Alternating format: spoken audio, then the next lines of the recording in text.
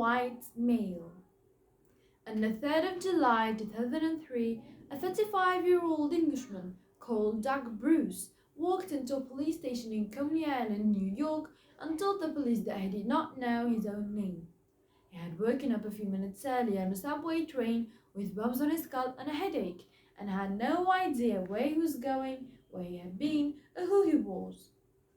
"I was scared," he said later when talking about the experience. "I didn't know anything. It was like being in the darkness." Doug went to a police station because he had nowhere else to go. He was wearing a t-shirt, shorts, and flip-flops, and he had a rucksack with a few possessions in it: a Spanish phrase book, a bunch of keys, and a map of New York. The police were baffled. "We never had anything like this before," says Lieutenant Pete Payne. They sent Doug to Coney Island Hospital. On his name tag, the nurse wrote, "Unknown white male." The doctors were surprised at the severity of his memory loss. Although Doug could form sentences without difficulty, he remembered nothing about his own past, and his general knowledge was very patchy. One specialist at the hospital, Dr. Leonid Vorobiev, admitted that he had only ever seen such serious amnesia in the movies and in my textbooks. Doug was diagnosed as suffering from total retrograde amnesia, which is extremely rare. The hospital authorities would not discharge Doug until he had been identified. Finally, hospital staff came across the phone numbers called in his phrasebook. It was the number of a friend's mother.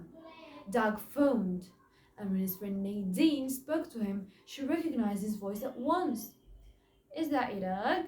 she said. "I don't know," came the reply. Nadine went to the hospital, told the doctors who Doug was, and escorted him home.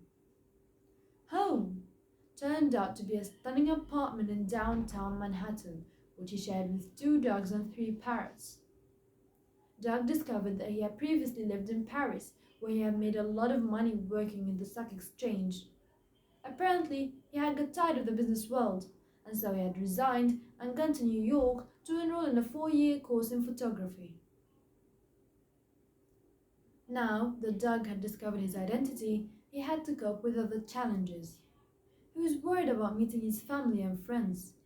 They seemed like strangers to him. His sisters told him that he had changed. Before his memory loss, he had been very sociable and outgoing, but rarely showed his emotions.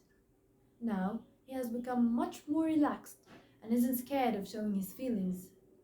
He is happy with his new life, and his story has now been portrayed on film.